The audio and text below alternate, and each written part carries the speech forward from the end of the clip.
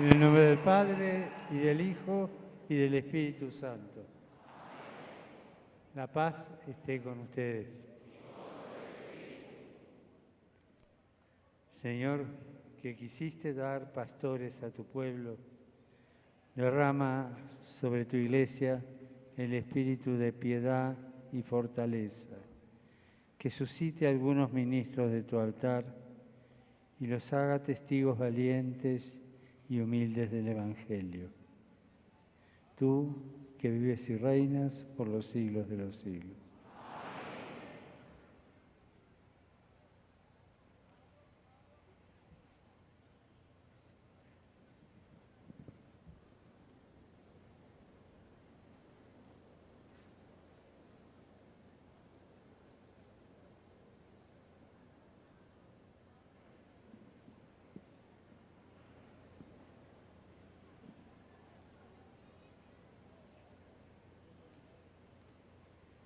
Beatísimo Padre, desde diversos lugares de Colombia, obispos, sacerdotes, diáconos, religiosos y religiosas, consagrados y seminaristas, junto con nuestras familias y llenos de profunda alegría, hemos venido a encontrarnos con usted.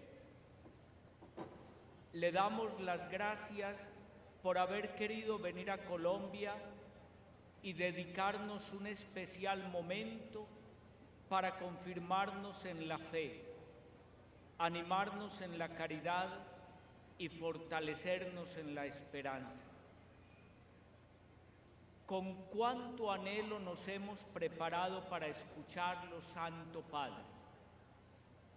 Queremos recibir sus palabras con espíritu atento y bien dispuesto, porque ellas nos impulsarán a volver al amor primero en la vivencia de nuestra vocación y serán orientación segura para seguir las huellas de Jesús. Nos acompañan hoy las reliquias de Santa Laura Montoya, la primera colombiana santa y también la primera santa que usted entregó a la Iglesia a pocos meses de haber iniciado su ministerio petrino. Santa Laura es testimonio del regalo que Dios ha hecho a esta tierra a lo largo de su historia, con una rica presencia de sacerdotes y religiosos, muchos de los cuales se han dedicado por entero al servicio de Dios y de los hermanos en medio de condiciones difíciles, de persecuciones o de amenazas que para algunos han significado la ofrenda cruenta de su vida. No pocas congregaciones y algunas iglesias particulares han enviado misioneros a tierras lejanas y necesitadas del anuncio del Evangelio. Pero somos conscientes de que los inmensos desafíos de la tarea evangelizadora en nuestro tiempo reclaman de la vida sacerdotal y religiosa mayor fidelidad, más audacia, un estilo de vida más ceñido al Evangelio, una escucha más atenta de la palabra, mayor espíritu misionero. Por eso, hemos orado intensamente en estos días para que la visita apostólica del sucesor de Pedro se convierta en el inicio de una nueva primavera vocacional en Colombia, para que la familia redescubra su identidad y misión como hogar donde se cultiva la vocación cristiana y para que muchos jóvenes se decidan a escuchar y aceptar el sígueme del Señor. Querido Papa Francisco, suplicamos con devoción su bendición paternal.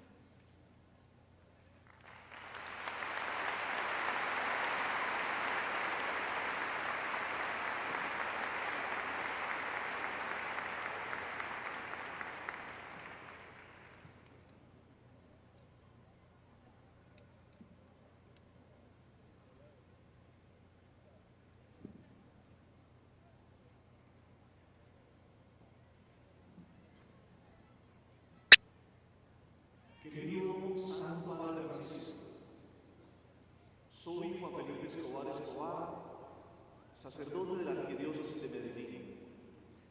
Agradezco a Dios el poder compartir la alegría de mi vocación sacerdotal.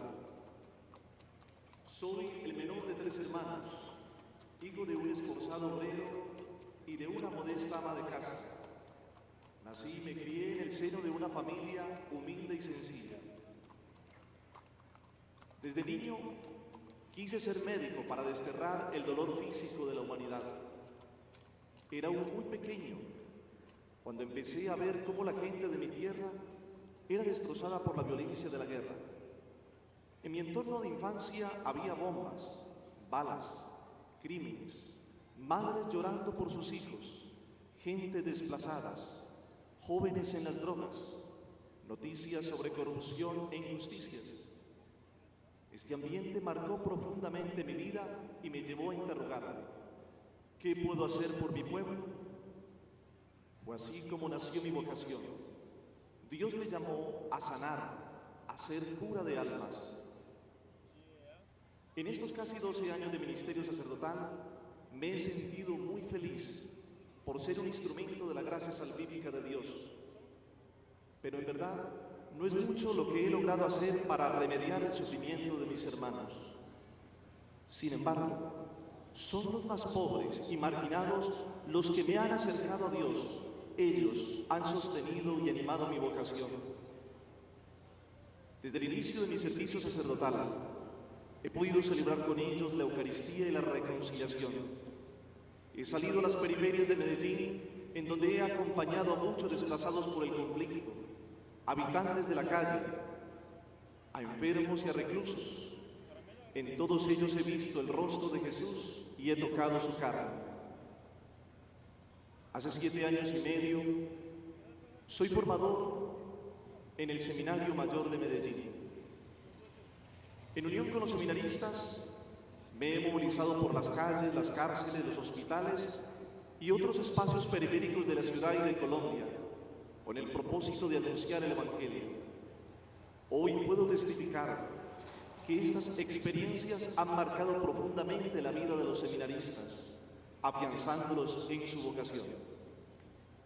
Como signo de gratitud por su presencia entre nosotros y por sus gestos de misericordia, traigo ante usted los deseos de varios habitantes de la calle de recibir su bendición.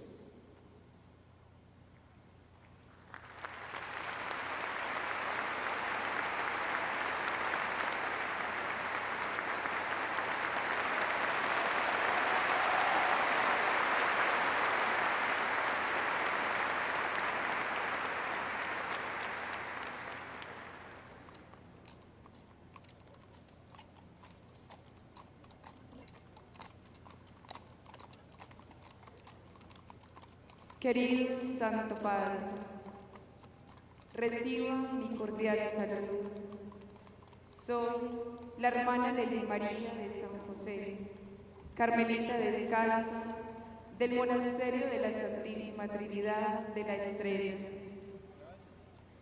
Hoy hago mías sus palabras cuando en su exhortación apostólica Evangelii Gaudium nos dice: la alegría del Evangelio llena el corazón y la vida entera de los que se encuentran con Jesús.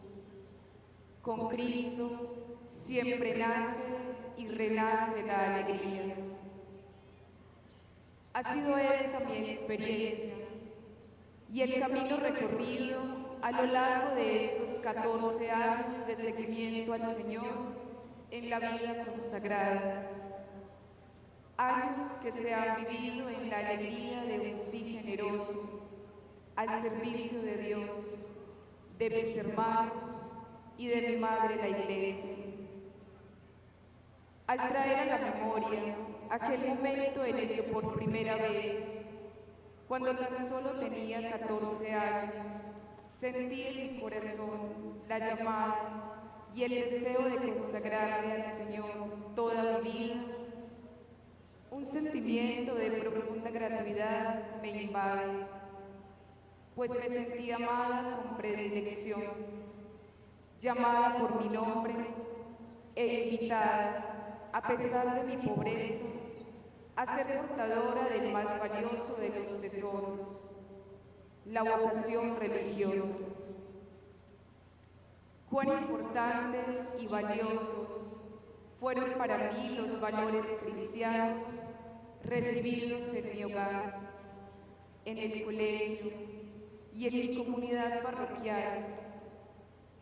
Sin duda alguna, allí nació y en silencio fue germinando la semilla de mi vocación, junto al testimonio de tantos sacerdotes y seminaristas que Dios puso en mi camino y quienes con su alegría, entrega, olvido de sí, generosidad, celo ardiente por salvar almas y extender el reino de Dios, fueron despertando en mi corazón el deseo de la entrega y de la búsqueda de aquel que podía dar sentido y plenitud a mi vida.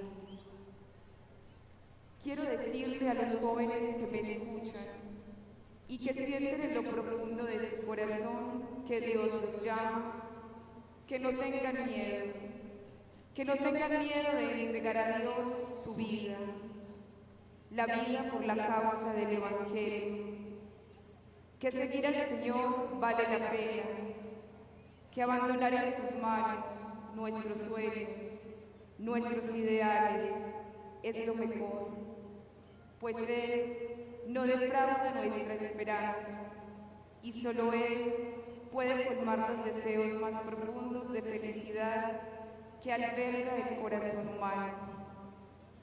Soy feliz de haber entregado mi vida al Señor desde la soledad del claustro y la oración. Querido Santo Padre, gracias por el testimonio de su vida que nos edifica y nos enriquece, y por su palabra que guía y conduce nuestro caminar hacia Dios. Gracias por estar entre nosotros, por ser peregrino de la paz y de la esperanza, y por comunicarnos la ternura de Dios y su amor infinitamente misericordioso.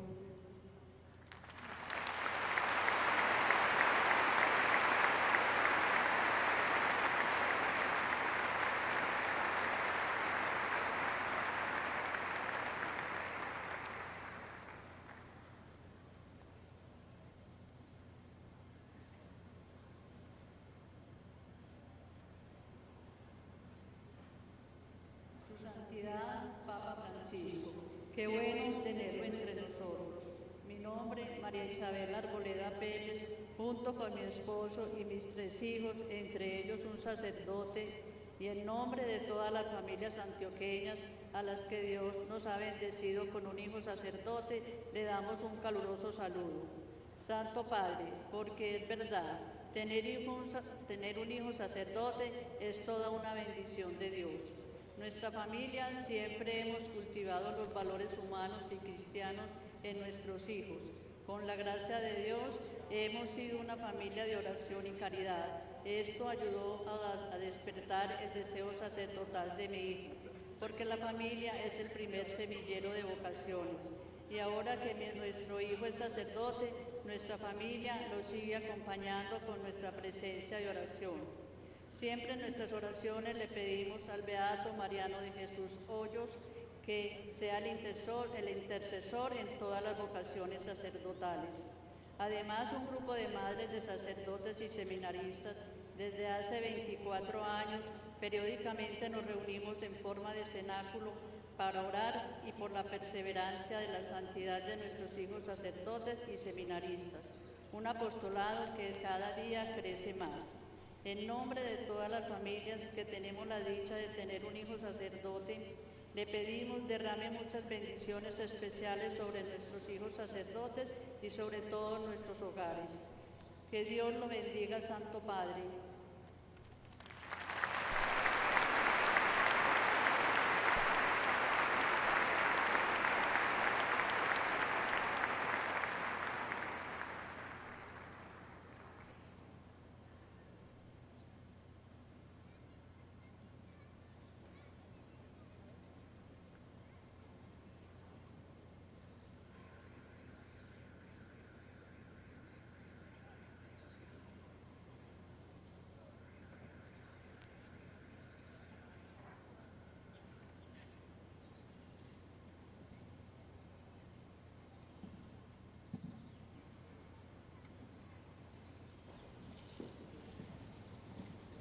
Del Santo Evangelio según San Juan. En aquel tiempo dijo Jesús a sus discípulos: Yo soy la vid verdadera y mi Padre es el labrador. Toda rama que no da fruto en mí, la corta, y toda rama que da fruto, la limpia para que dé más fruto.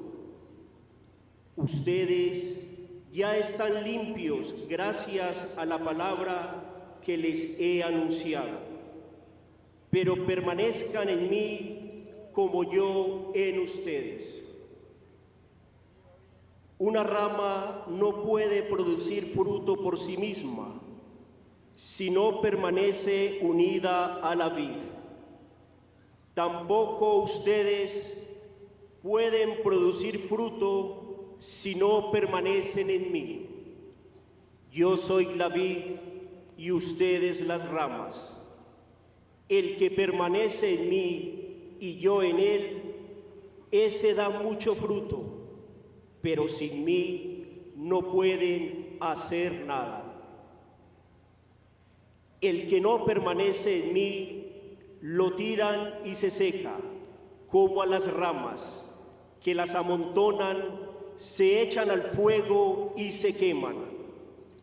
Mientras ustedes permanezcan en mí y mis palabras permanezcan en ustedes, pidan lo que quieran y lo conseguirán.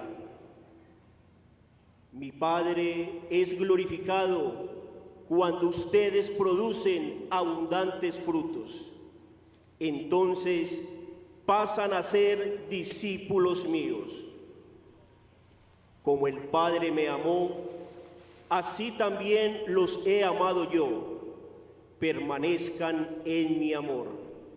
Si cumplen mis mandamientos, permanecerán en mi amor, como yo he cumplido los mandamientos de mi Padre y permanezco en su amor. Les he dicho todas estas cosas para que mi alegría esté en ustedes y su alegría sea completa. Este es mi mandamiento: que se amen unos a otros como yo los he amado. No hay amor más grande que dar la vida por sus amigos, y son ustedes mis amigos si cumplen lo que les mando. Ya no les llamo servidores, porque un servidor no sabe lo que hace su patrón. Los llamo amigos porque les he dado a conocer todo lo que aprendí de mi Padre.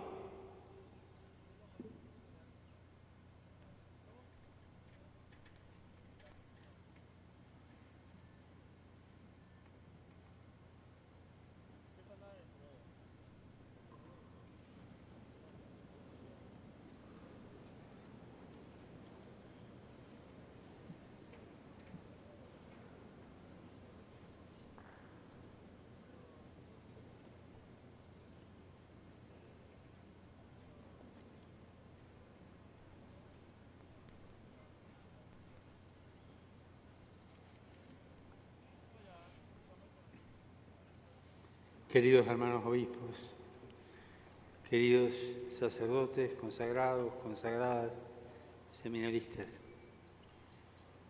queridas familias, queridos paisas.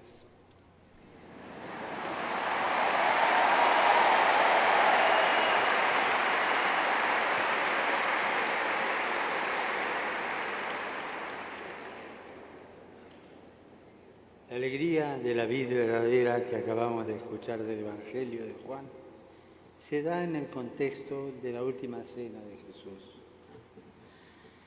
En ese ambiente de intimidad, de cierta tensión, pero cargada de amor, el Señor lavó los pies de los suyos, quiso perpetuar su memoria en el pan y el vino, y también les habló a los que más quería desde lo hondo de su corazón. En esa primera noche eucarística, en esa primera caída del sol, después del gesto de servicio, Jesús abre su corazón, les entrega su testamento.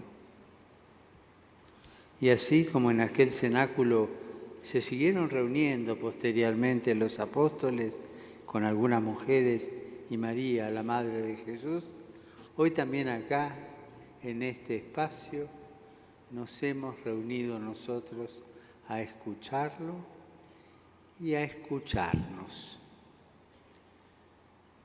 La hermana Lady de San José, María Isabel y el padre Juan Felipe nos han dado su testimonio. También cada uno de los que estamos aquí podríamos narrar la propia historia vocacional y todos coincidirían en la experiencia de Jesús que sale a nuestro encuentro, que nos primerea y que de ese modo nos ha captado el corazón. Como dice el documento de Aparecida, conocer a Jesús es el mejor regalo que puede recibir cualquier persona. Haberlo encontrado nosotros es lo mejor que nos ha ocurrido en la vida, y darlo a conocer con nuestras palabras y obras es nuestro gozo, el gozo de evangelizar.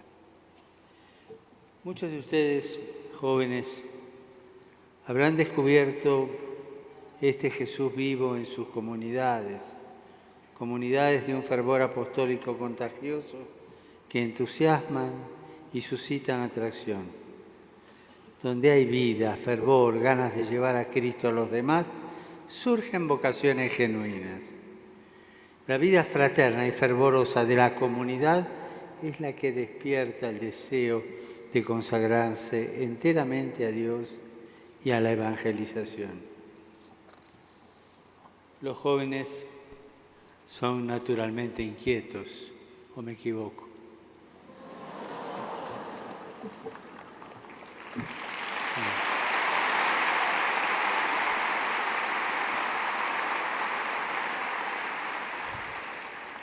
Y aquí quiero detenerme un instante y hacer memoria dolorosa. Es un paréntesis.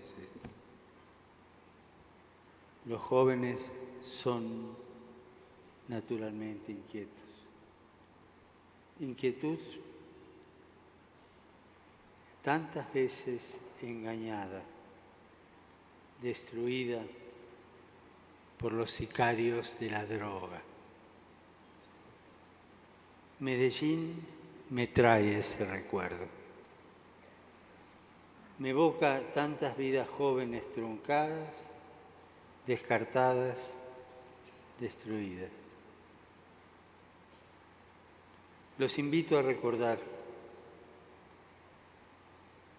a acompañar este luctuoso cortejo, a pedir perdón para quienes destruyeron las ilusiones de tantos jóvenes, pedirle al Señor que convierta sus corazones, a pedir que acabe esta derrota de la humanidad joven.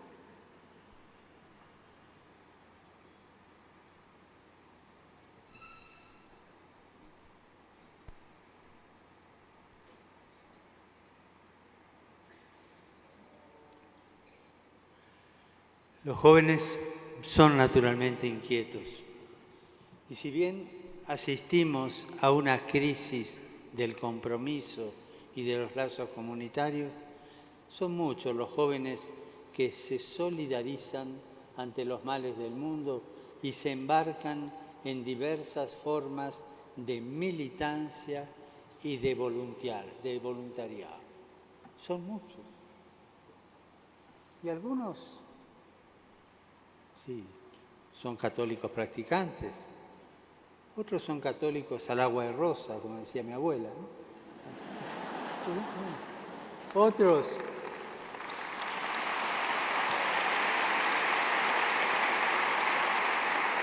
Otros no saben si creen o no creen, pero esa inquietud los lleva a hacer algo por los demás. Esa inquietud hace llenar los voluntariados de todo el mundo de rostros jóvenes. Hay que encauzar la inquietud.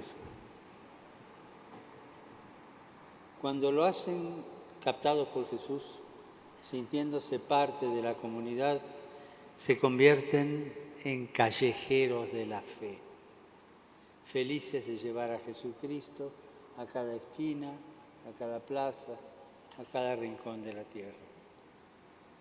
¿Y cuántos, sin saber que lo están llevando, lo llevan?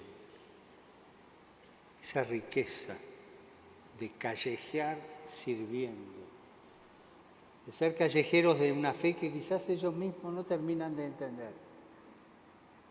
Es testimonio, testimonio que nos abre a la acción del Espíritu Santo que entra y nos va trabajando el corazón. En uno de los viajes, en la jornada de la juventud de Polonia, en el almuerzo que tuve con los jóvenes, con 15 jóvenes y el arzobispo, uno me preguntó, ¿qué le puedo decir yo a un compañero mío joven que es ateo, que no cree? ¿Qué argumento le puedo dar? Y a mí se me ocurrió contestarle, mira, lo último que tenés que hacer es decirle algo. Se quedó mirando.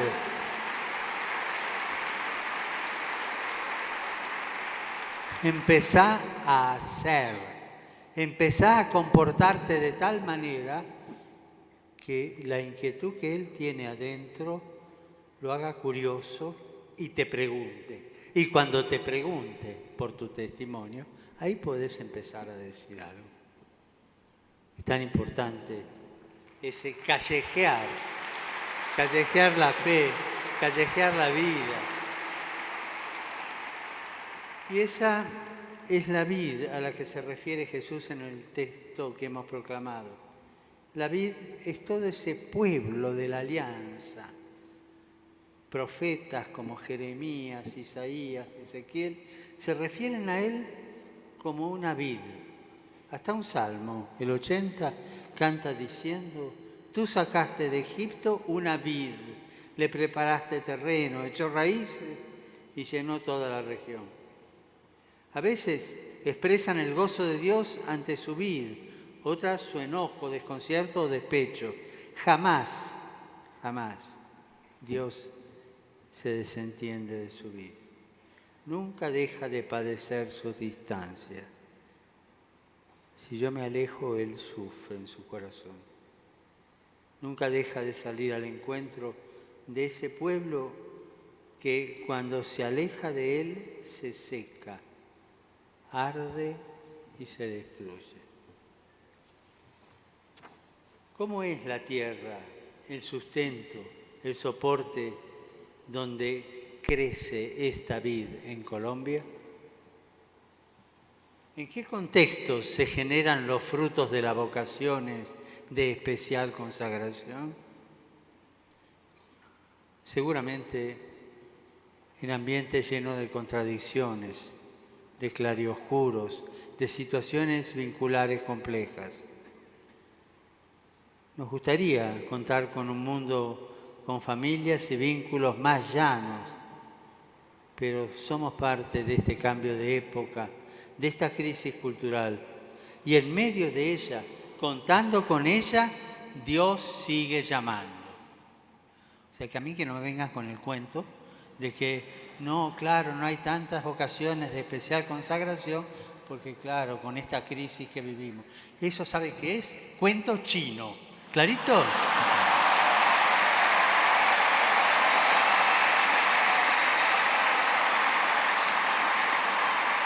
Aún en medio de esta crisis Dios sigue llamando.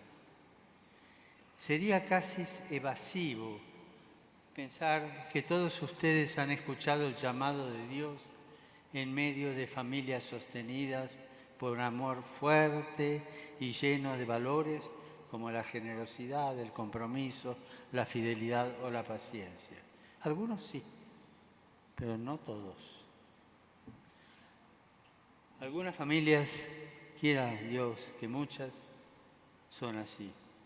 Pero tener los pies sobre la tierra es reconocer que nuestros procesos vocacionales, el despertar del llamado de Dios, no se encuentra más cerca de aquello que ya relata la palabra de Dios y de lo que tanto sabe Colombia.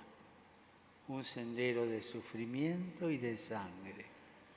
La violencia fratricida de Caín sobre Abel y los distintos litigios entre los hijos y entre las esposas de los patriarcas Abraham, Isaac y Jacob, llegando luego a las tragedias que llenan de sangre a la familia de David, hasta las múltiples dificultades familiares que surcan la narración de Tobías o la amarga confesión de Job abandonado. Y desde el comienzo ha sido así. No piensen en la situación ideal. Esta es la situación real.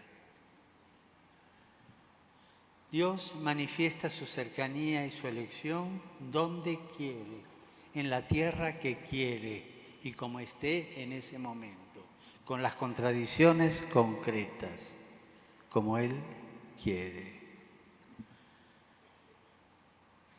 Él cambia el curso de los acontecimientos al llamar a los hombres y mujeres en la fragilidad de la propia historia personal y comunitaria. No le tengamos miedo a esta tierra compleja. Antenoche, una chica con capacidades especiales en el grupo que me dio la bienvenida en la Anunciatura, habló que en el núcleo de lo humano está en la vulnerabilidad.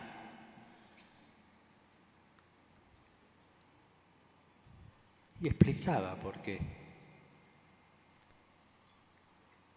Y a mí se me ocurrió preguntarle, ¿todos somos vulnerables? Sí, todos. ¿Pero hay alguien que no es vulnerable? Me contestó Dios. Pero Dios quiso hacerse vulnerable y quiso salir a callejear con nosotros. Quiso salir a vivir nuestra historia.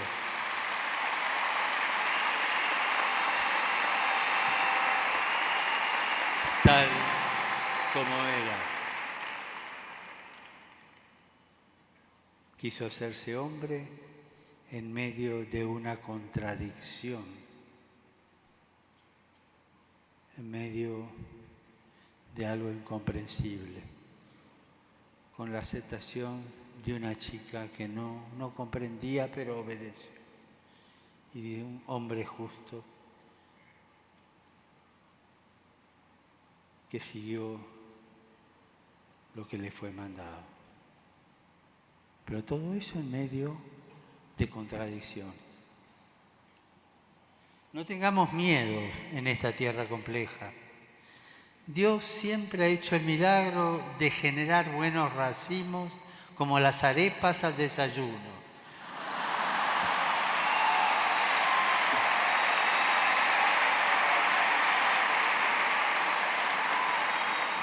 Que no falten vocaciones en ninguna comunidad y en ninguna familia de Medellín. Y cuando en el desayuno se encuentren con una sorpresa de esas lindas, qué lindo. ¿Y Dios es capaz de hacer algo conmigo? Pregúntenselo antes de comerla. Pregúntenselo.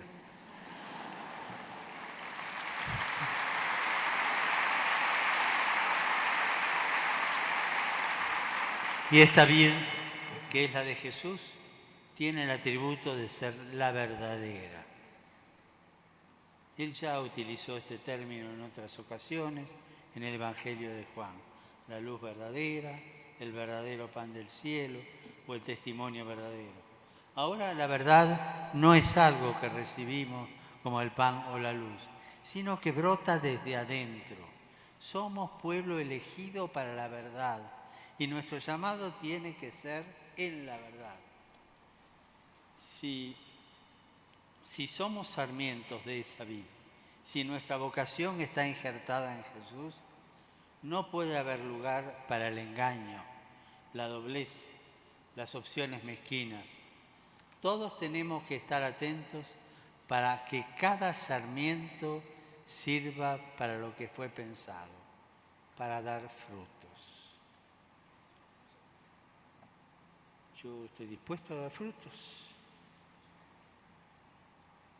Desde los comienzos, a quienes le toca acompañar los procesos vocacionales, tendrán que motivar la recta intención, es decir, el deseo auténtico de configurarse con Jesús, el pastor, el amigo, el esposo.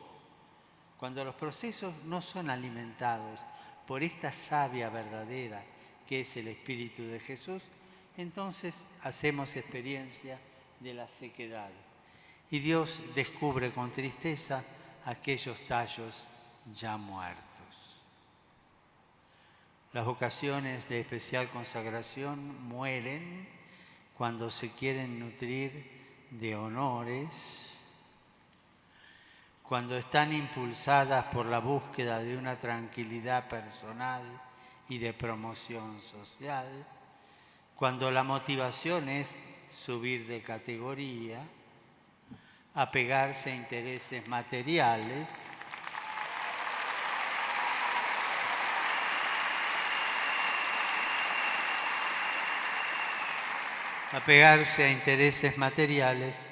que llegan incluso a la torpeza del afán de lucro.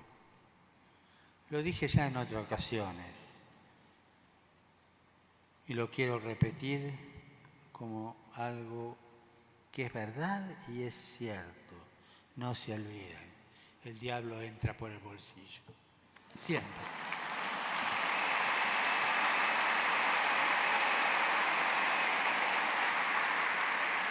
Esto no es privativo de los comienzos. Todos nosotros tenemos que estar atentos porque la corrupción en los hombres y la mujer y las mujeres que están en la iglesia empieza así, poquito a poquito. Luego, nos lo dice Jesús mismo, se enraiza en el corazón y acaba desalojando a Dios de la propia vida. No se puede servir a Dios y al dinero.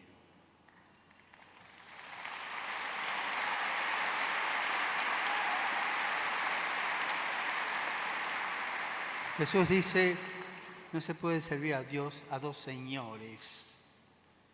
O sea, a dos señores, como si hubiera solo dos señores en el mundo. No se puede servir a Dios y al dinero. Jesús le da categoría de Señor al dinero. ¿Qué quiere decir? Que si te agarra, no te suelta. Será tu Señor desde tu corazón. Cuidado. No podemos aprovecharnos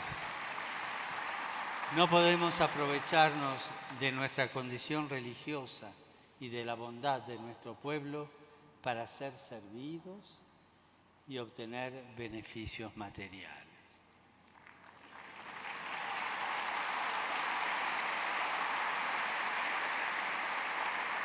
Hay situaciones, estilos y opciones que muestran los signos de sequedad y de muerte. ¿Cuándo es eso?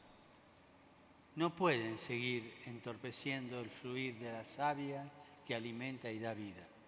El veneno de la mentira, el ocultamiento, la manipulación y el abuso al pueblo de Dios, a los frágiles y especialmente a los ancianos y niños, no pueden tener cabida en nuestra comunidad.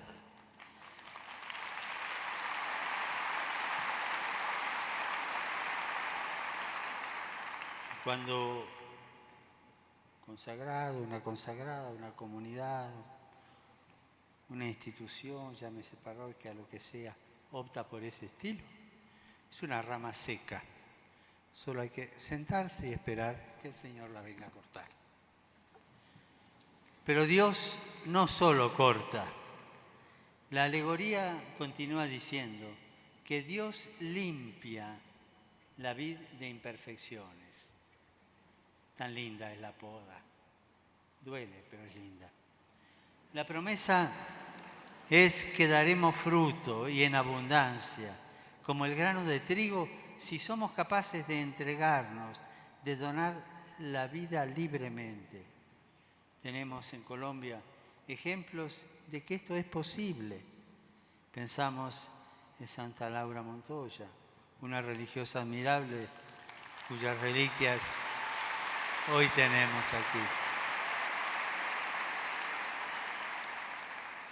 Ella desde esta ciudad se prodigó en una gran obra misionera en favor de los indígenas de todo el país. La mujer consagrada, cuánto nos enseña de entrega silenciosa, abnegada, sin mayor interés que expresar el rostro maternal de Dios. Asimismo podemos recordar al beato Mariano de Jesús Euseollos,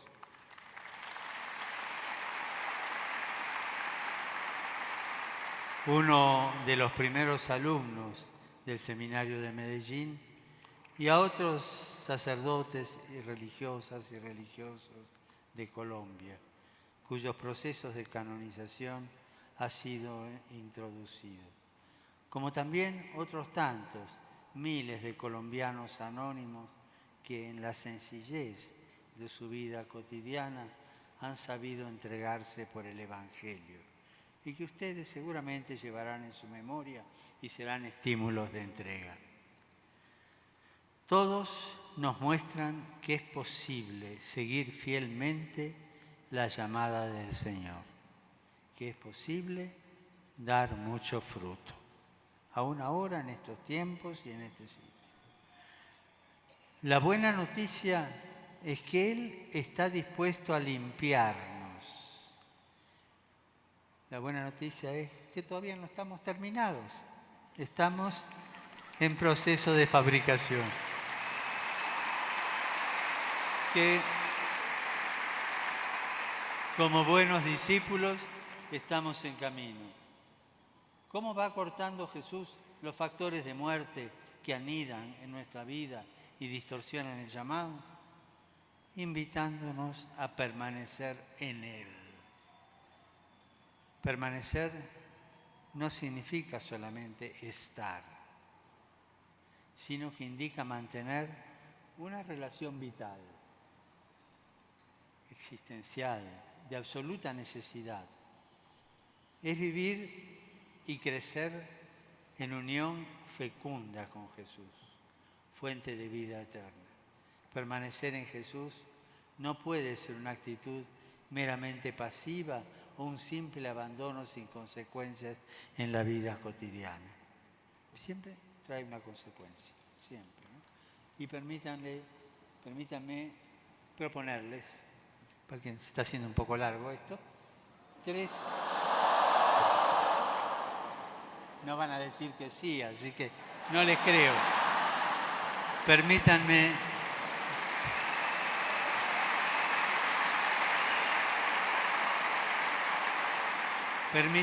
proponerles 3 modos de hacer efectivo este permanecer, o sea que los puede ayudar a permanecer en Jesús. Primero, permanecemos en Jesús tocando la humanidad de Jesús, con la mirada y los sentimientos de Jesús, que contempla la realidad, no como juez, sino como buen samaritano, que reconoce los valores del pueblo con el que camina, así como sus heridas y sus pecados, que descubre el sufrimiento callado y se conmueve ante las necesidades de la persona, sobre todo cuando éstas se ven avasalladas por la injusticia, la pobreza indigna, la indiferencia o por la perversa acción de la corrupción y la violencia. Con los gestos y las palabras de Jesús que expresan amor a los cercanos y búsqueda de los alejados, ternura y firmeza en la denuncia del pecado y el anuncio del Evangelio, alegría y generosidad en la entrega y el servicio, sobre todo a los más pequeños, rechazando con fuerza la tentación de dar todo por perdido, de acomodarnos o de volvernos solamente administradores de desgracias. ¿Cuántas veces escuchamos hombres y mujeres consagrados que parece que en vez de administrar gozo, alegría, crecimiento, vida, administran desgracia y se la pasan lamentándose de las desgracias de este mundo? Es la esterilidad de quien es incapaz de tocar la carne sufriente de Jesús.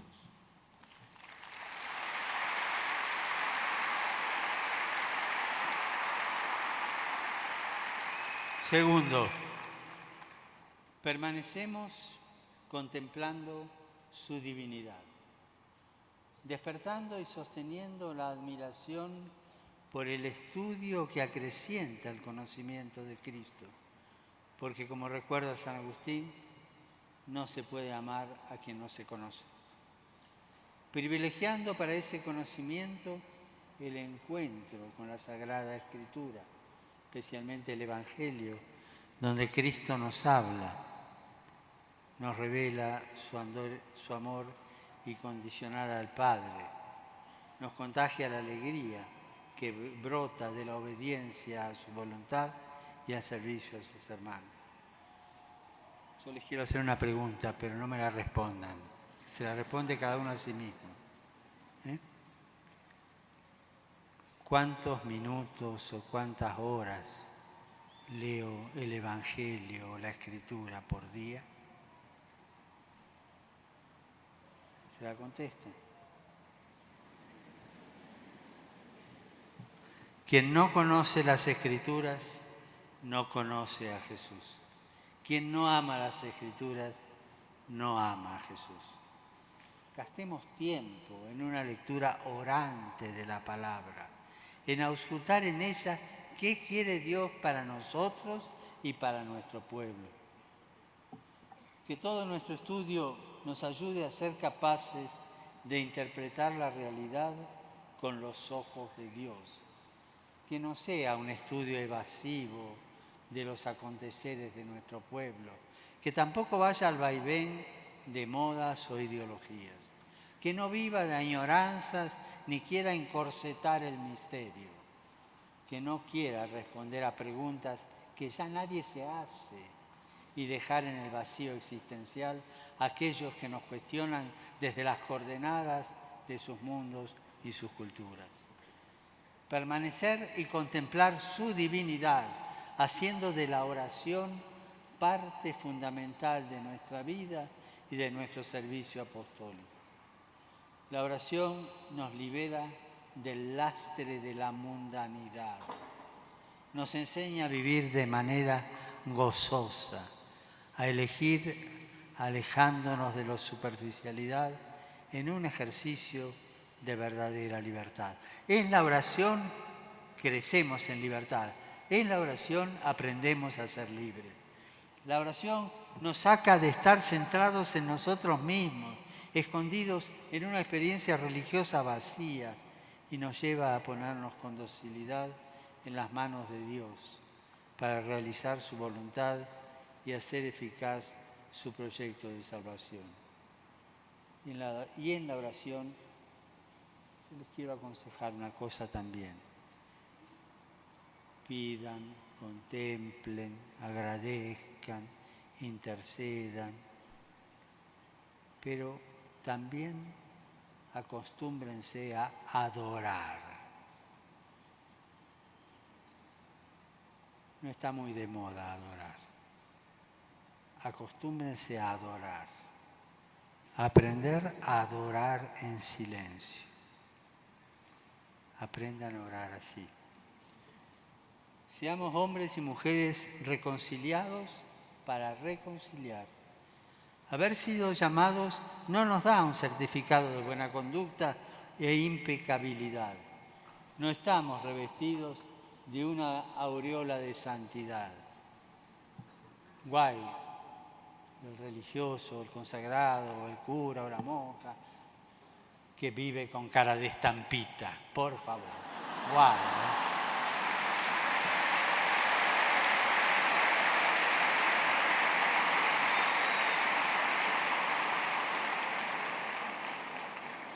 Todos somos pecadores. Todos necesitamos del perdón y la misericordia de Dios para levantarnos cada día. Él arranca lo que no está bien y hemos hecho mal, lo echa fuera de la viña, lo quema, nos deja limpios para poder dar fruto. Así es la fidelidad misericordiosa de Dios para con su pueblo, del que somos parte. Él nunca nos dejará tirados al costado del camino, nunca. Dios hace de todo para evitar que el pecado nos venza y que después nos cierre las puertas de nuestra vida a un futuro de esperanza y de gozo. Él hace de todo para evitar eso. Y si no lo logra, se queda al lado. Hasta que se me ocurra mirar para arriba, porque me doy cuenta que estoy caído. Así es Él.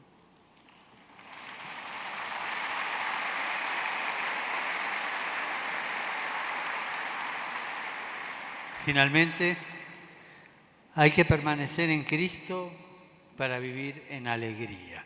Tercero, permanecer para vivir en alegría. Si permanecemos en Él, su alegría estará con nosotros. No seremos discípulos tristes y apóstoles amargados. Lean el final de Evangelii Nuntiandi. Nos aconseja Él. Al contrario, reflejaremos y portaremos la alegría verdadera, el gozo pleno que nadie nos va a poder quitar. Difundiremos la esperanza de nuestra vida que Cristo nos ha traído.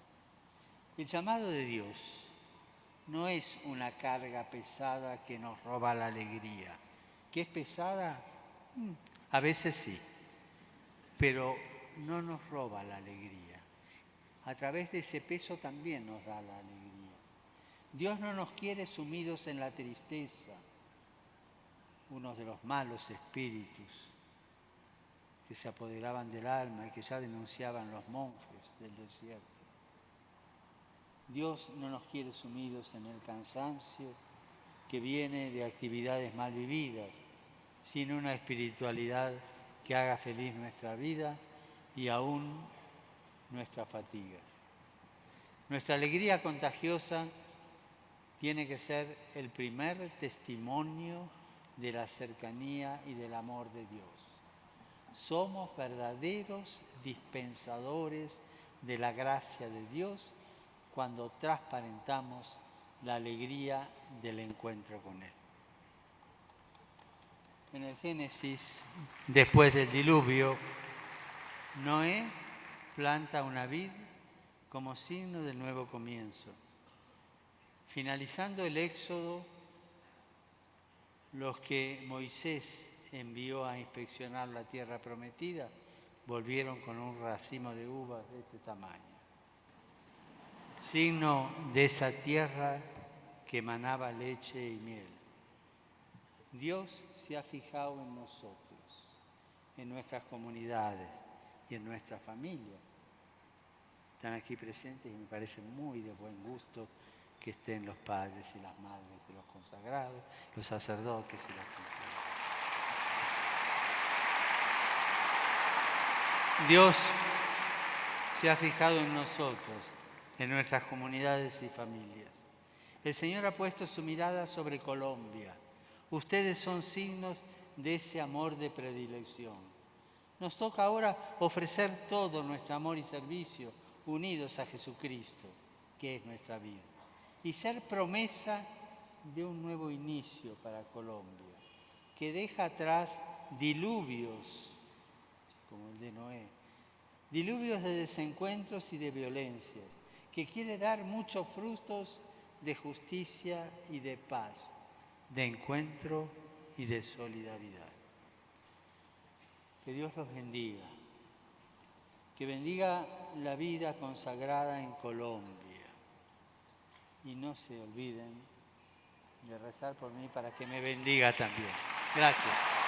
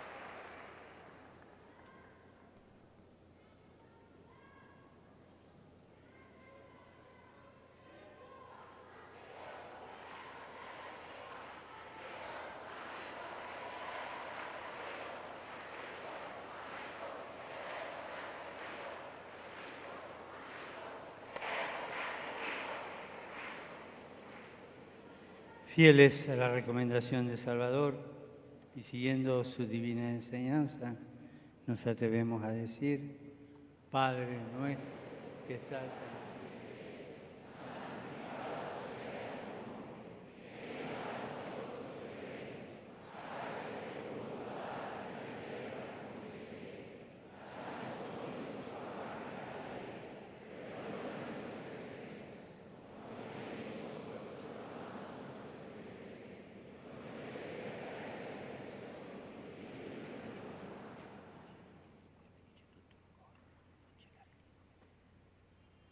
Señor esté con ustedes. Bendito sea el nombre del Señor.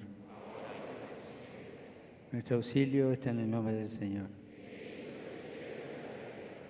Y la bendición de Dios Todopoderoso, del Padre, y del Hijo, y del Espíritu Santo. Y les deseo que cada día más sean más fieles en el seguimiento de Jesús. Gracias.